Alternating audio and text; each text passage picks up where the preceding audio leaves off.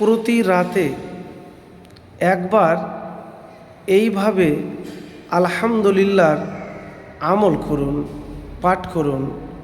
Tension, বিপদ, রোগ, অভাব পালাবে, জীবন খুশিতে ভরপুর হয়ে যাবে। প্রিয় ভাই, আপনি টেনশনে আছেন, কষ্টে আছেন, দুঃখে আছেন, রোগ আপনার পিছন ছাড়ছে না, তা আমি এতটুকুন আপনাকে বলবো, যখন ঘুমাতে যাবেন, ঘুমানোর আগে আপনি উজু করে নেবেন। উজু করার পরে সূরা ওয়াকিয়া পাঠ করবেন, পুরোটা পাঠ করবেন বা যতটুকুন পারবেন। তারপরে সুবহানাল্লাহ 33 বার, আলহামদুলিল্লাহ 33 বার, আল্লাহু আকবার 34 বার। পড়া হয়ে গেলে আয়াতুল কুরসি পড়বেন। তারপরে সূরা নাস, সূরা ফালাক, সূরা ইখলাস 3 বার পড়বেন। তারপরে আল্লাহুম্মা রাব্বান নাস আজবিল বাস ইসফি ওয়া আনতা সাফি লা সিফা ইল্লা সিফাউকা সিফান লা ইউগাদিরু সাকামা। পড়ার পরে আপনি হাত উঠিয়ে দোয়া করবেন, বা মনে মনেও দোয়া করতে পারেন, হাত নামিয়েও দোয়া করতে পারেন। কোন দোয়া করবেন? যে দোয়া আপনি যে বিপদে আছেন, কষ্টে আছেন, তো একটি দোয়া পাঠ করবেন আপনি, ইয়া হাইয়্যু ইয়া কাইয়্যুমু বিরহমাতিকা আস্তাগিসু 3 বার পড়বেন।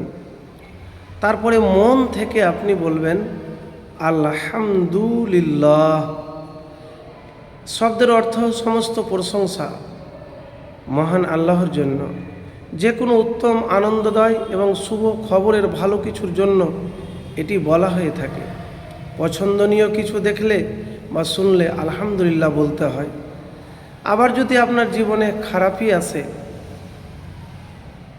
সময় খারাপ যায়, তখনও আপনি আলহামদুলিল্লাহ পাঠ করবেন, কিন্তু মন থেকে পাঠ করবেন। কষ্টে আছেন, বিপদে আছেন, থাকলেন তো কী হলো, আপনি মন থেকে বলুন আলহামদুলিল্লাহ।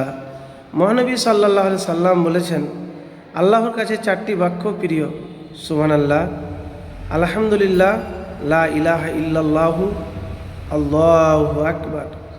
হাদিসে আছে, মহান আল্লাহর মহত্ব বর্ণনা ও প্রশংসার জন্য আলহামদুলিল্লাহর চেয়ে উত্তম বাক্য আর নেই। তিরমিজি শরীফ।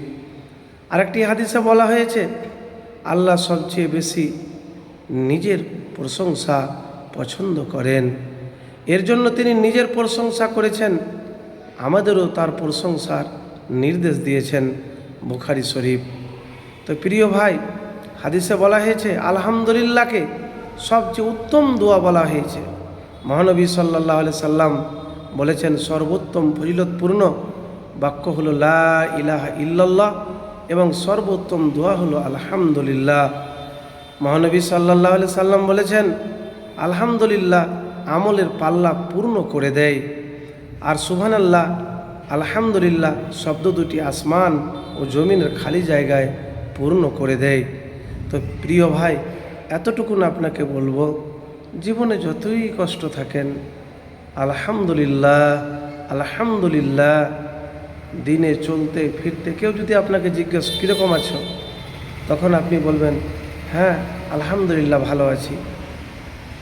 এই আলহামদুলিল্লাহ শব্দটাকে যদি এর আমল করতে পারেন, জীবনের সব টেনশন, সব বিপদ, সব অভাব দূর হয়ে যাবে। কষ্ট মনে হবে না, জীবন সুখের এবং সুন্দর হবে ইনশাআল্লাহ।